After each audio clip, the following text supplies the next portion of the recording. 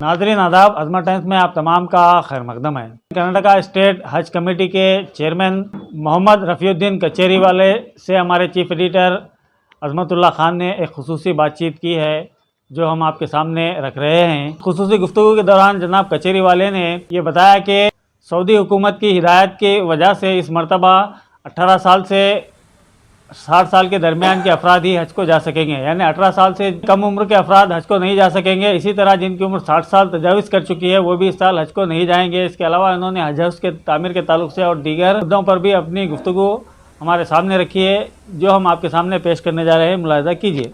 औज़ु बिल्लाहि मिनश शैतानिर रजीम, बिस्मिल्लाहिर रहमानिर रहीम। मैं हज कमेटी का चेयरमैन बनने के बाद माशाअल्लाह कोविड की महामारी पिछले 2 साल से जो हाजियों के लिए हिंदुस्तान से या और मुल्क से कर्नाटक से जो रवाना होने वाले थे वो रुक गए थे। मैं जैसे ही चेयरमैन बनने के बाद हाल ही में 3 महीने पहले मैं इसकी जवाबदारी लिया हूँ और अभी सऊदी गवर्नमेंट ने गाइडलाइंस जारी की है कि इस साल हज को जाने वाले हज यात्री हिंदुस्तान से जाएंगे। कोविड की महामारी की वजह से कुछ गाइडलाइंस भी चेंज की है सऊदी गवर्नमेंट और इंडियन गवर्नमेंट्स, जैसा कि 18 साल के नीचे के लोगों को और 60 साल के ऊपर के लोगों को जाने की इजाज़त नहीं दी गई है, क्योंकि अभी वैक्सीनेशन का प्रोग्राम है या वैक्सीनेशन लेके जाना है। उसके साथ साथ इंशाल्लाह आने वाले दिन में जो भी गवर्नमेंट की गाइडलाइंस होगी उसके साथ जाएंगे। अभी हाल ही में 10 तारीख को हमने हमारे मिनिस्टर कर्नाटक स्टेट के शशिकला जोले जी के हाथ से ऑनलाइन एप्लीकेशन का हमने इनाग्रेशन किया।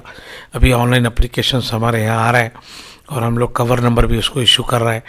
तो अभी जनवरी 31 तक इसकी लास्ट डेट है और जितने भी कवर्स आएंगे उसके बाद हम लोग जाने वाले हाजियों का अलॉटमेंट सऊदी गवर्नमेंट और इंडियन गवर्नमेंट की तरफ से किया जाएगा। मैं आप बरसों से खिदमत कर रही हूँ, अब आप मजीद इसको कैसा बेहतर बनाएंगे? अल्हम्दुलिल्लाह, पिछले मैं येडियूरप्पा जी की गवर्नमेंट में एक मेंबर की हैसियत से मैंने काम किया हूँ और मुझे तजुर्बा भी है, क्योंकि हज कैंप कैसे होता है और हाजियों को कैसे हम लोग ट्रेनिंग देना है, कैसे वैक्सीनेशन देना है और कैसे यहाँ से उनको मक्का मदीना भेजाना है। तो अल्हम्दुलिल्लाह 3 साल का मुझे भी अनुभव है, एक्सपीरियंस है। शायद उन्हीं की हाजियों की दुआ होगी फिर से मैं आज कर्नाटक स्टेट हज कमेटी का चेयरमैन की हैसियत से काम करने का मौका मिला। ये तो खैर हाजियों की दुआएं हैं। ये अल्लाह के घर की ज़ियारत को जाने वाले लोग हैं, इनकी खिदमत करने में बहुत मज़ा आता है और इनकी खिदमत से बहुत से फ़ायदे भी होते हैं, दुनिया में भी होते हैं, अल्हम्दुलिल्लाह आखिरत में भी होता है। तो उसके साथ साथ मुझे जब मिला है हज कमेटी का चेयरमैन की हैसियत से, हमने यहाँ का कर्नाटक स्टेट का जो हज हाउस है, जहाँ हज भवन लगभग 100 करोड़ के ऊपर की लागत का हज भवन है। शायद हिंदुस्तान में ऐसा कहीं हज हाउस नहीं है।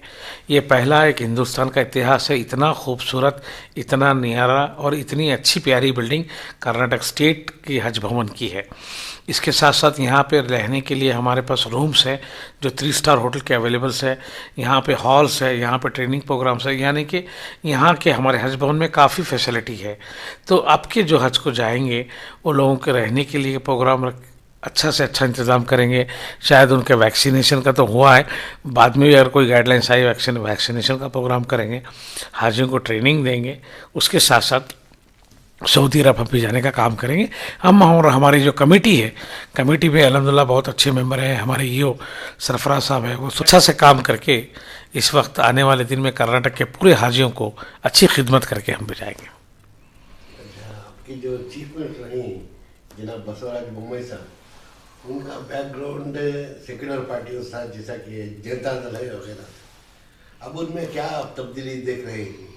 नहीं, अल्हम्दुलिल्लाह मैं चेयरमैन बनने के बाद पहली बार बसवराज बोम्मई जी से जब मेरी मुलाकात हुई तो मुझे बहुत ही उर्दू शब्द में बात किया और उन्होंने ये बात की, मुझे गारंटी दी है कि आने वाले दिन में हज हाउस में अच्छी से अच्छी हम फैसिलिटी करेंगे।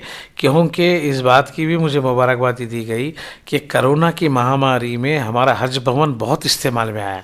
लगभग हमारे पास 600-800 पेशेंट रहे और हमारे जो हज कमेटी के जो वॉलंटियर्स है, वॉलंटियर्स वगैरह फ्री ऑफ कास्ट में खाना पानी उनका इंतज़ाम किए।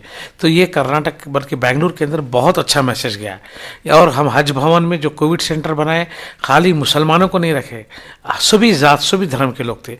जैसा कि हमारे जेल का मामला था यहाँ पे हुआ है, डीजी का मामला था यहाँ हुआ है, कहाँ पे बेड्स नहीं मिले हम लोग बेड्स दिए।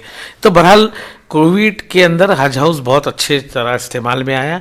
तो उसी को देखते हुए हमारे मुख्यमंत्री जनाब बसवराज बोम्मई साहब मुझे बताए हैं कि हम आने वाले दिन में हज हाउस को या हज कमेटी के जो भी मामला है मैं बढ़ चढ़ के हिस्सा लूँगा। आप जब भी मुझे बुलाना है बुलाइए, और मेरी हुकूमत से जिस तरह का भी आपको फैसिलिटी चाहिए उस तरह का फैसिलिटी देने की तैयारी है। और मैं परसों ने एक लेटर भी लिख के दिया हूँ कि मुझे ग्रांट्स चाहिए, 50 करोड़ का मुझे ग्रांट के लिए मैं उनको लेटर दिया हूँ। इंशाल्लाह कोशिश करके ग्रांट दिलाता हूँ बोले, और अल्हम्दुलिल्लाह जैसे ग्रांट मिलेगा और भी हम लोग उसके बारे में काम करेंगे। और दूसरी बात ये है कि और भी हम हज भवन बना रहे हैं कर्नाटक में, 3 जगह हज भवन का हम तैयारी करें। जैसा कि पिछले गवर्नमेंट में हमारे सरकार में 10 करोड़ बंगलुरु के लिए दिए थे, तो हम हाल ही में हमारी टीम सभी लोग हज कमेटी के मिलकर जाके इंस्पेक्शन किए, वहाँ के भी जगह का जायज़ा लिए। वहाँ पे भी कुछ अच्छी जगह हमें प्राइवेट मस्जिद के सामने एयरपोर्ट के नज़दीक मिली है। तो बहुत जल्द हम मंगलूर के अंदर भी हज भवन का काम चालू करने वाले हैं। उसके साथ साथ हुबली के अंदर भी हम जगह देखे हैं और वहाँ पे भी इंस्पेक्शन चल रहा है, कुछ गवर्नमेंट की गाइडलाइंस के मुताबिक रुके हैं। अल्हम्दुलिल्लाह मंगलूर के अंदर भी हमारे हज भवन का काम चालू होने वाला है। गुलबर्ग के मरहूम खबरुल इस्लाम साहब थे जब, वहाँ पे भी हम लोग हज हाउस के लिए पिछले सिद्धरामैया गवर्नमेंट में दिए थे। वहाँ पे भी हम लोग एक लगभग 5 एकड़ की कुछ बाउंड्री बना के तैयार रखे हैं, वो भी एयरपोर्ट के करीब में है। वो गुलबर्ग में भी हम लोग इंशाल्लाह हज हाउस का काम बहुत जल्दी चालू करने वाले। आने वाले दिन में इंशाल्लाह मुख्यमंत्री बसवराज बोम्मई जी को और मेरे मंत्री शशिकला जोल्ले जी को हमने आने वाले दिन में बजट में ये जो भी हमारे हज हाउस बनने वाले हैं उनको ज़्यादा से ज़्यादा ग्रांट दे, इस बात का हम मुताला करेंगे इंशाल्लाह। आपको इस चेयरमैनशिप इस वजह से दी गई कि आप ज़्यादा से ज़्यादा अक़लियतों को पार्टी से करीब लाए, क्या इस सिलसिले में खुसूसी हिदायत आपको दी गई है? हर पार्टी में अपने कुछ गाइडलाइंस होते हैं, कुछ उनके रूट और रिवाज रहता है। तो हर पार्टी में अपना संगठन होता है, ऑर्गेनाइजेशन होता है। खैर ऑर्गेनाइजेशन के हिसाब से काम करना पड़ता है। पार्टी ने ही तो हमें नॉमिनेट मेंबर बनाई, फिर हम इलेक्शन जीते।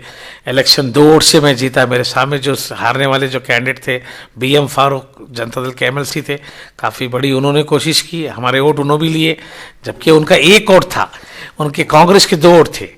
हमारे जो मैडम गुलबर्गे के कनीज फातिमा एक MLA थी, और नासिर हुसैन साहब जो है हमारे राज्यसभा मेंबर बल्लारी के, वो थे।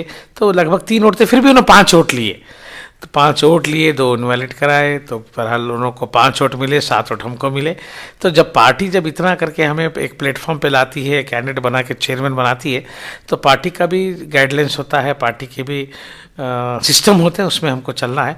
ये ज़रूर बात है कि इंशाल्लाह हम आने वाले दिन में माइनॉरिटी को भारतीय जनता पार्टी से बहुत करीब करेंगे, क्योंकि हमने एक इतिहास देखा है कि कर्नाटक के अंदर पहला हज हाउस को बजट देने वाला और फाउंडेशन डालने वाला भारतीय जनता पार्टी। पिछले कई 70 साल से सेकुलर बोलने वाले, चाहे कांग्रेस हो चाहे जनता दल हो, वहाँ पे मुसलमानों को कई दिग्गज नेता रहे जो अपने आप सेकुलर बोल के मुसलमानों के वोट लेने वाले। खैर पार्टी है, इलेक्शन है, चुनाव है, जिसको वोट मिलना है मिलता है, लेकिन गुमराह तो किए। लेकिन हम जब मेंबर रह के येडियुरप्पा जी के सामने जब हम ये प्रपोजल खुद साहब का ईदगाह के जब इनाग्रेशन में आए थे येडियुरप्पा जी, उन्होंने देखे कि ये ओपन स्पेस में टीन शेड मार के आप हाजियों का 2 महीने का कैंप, 1 महीना 1.5 महीने का जो कैंप कर रहा है, तो जब हम उनसे मुतालबा करें, रिक्वेस्ट करें कि साहब हम इस ओपन स्पेस में हम यहाँ पे टीन शेड मार के हाजियों को यहाँ खिदमत करके एहराम बन के यहाँ से एयरपोर्ट भिजाता है, तो उन्होंने जब वादा किया कि आप जगह देखिए, मैं देखता हूँ। हम जगह देखे, अल्हम्दुलिल्लाह नगर में जगह दिए, सदरगढ़ जी 40 करोड़ रुपये बजट दिए। तो ये फाउंडेशन डालने वाले भारतीय जनता पार्टी।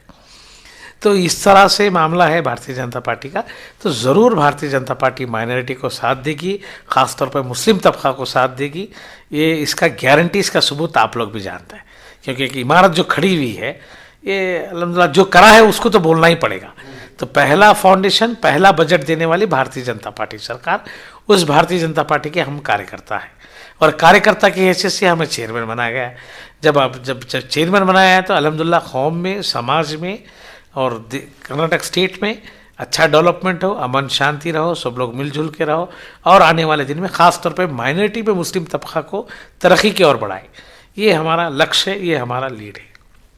अच्छा, आने वाले एमएलसी के इलेक्शन जो होने जा रहे हैं, आपको कितनी सीटों पर कामयाबी की उम्मीद है? अभी तो देखिए, हाल ही में हम लोग कल लास्ट डेट था नॉमिनेशन का, लगभग उसके बारे में तो काफ़ी सीट जीतेंगे, उतना उसके बारे में कुछ मैं टारगेट नहीं दे सकता हूँ, लेकिन अल्हम्दुलिल्लाह बहुत ज़्यादा से ज़्यादा संख्या में भारतीय जनता पार्टी के कैंडिडेट एमएलसी चुनाव लड़ के ज़रूर लीगल ऑफ असेंबली में जाएंगे।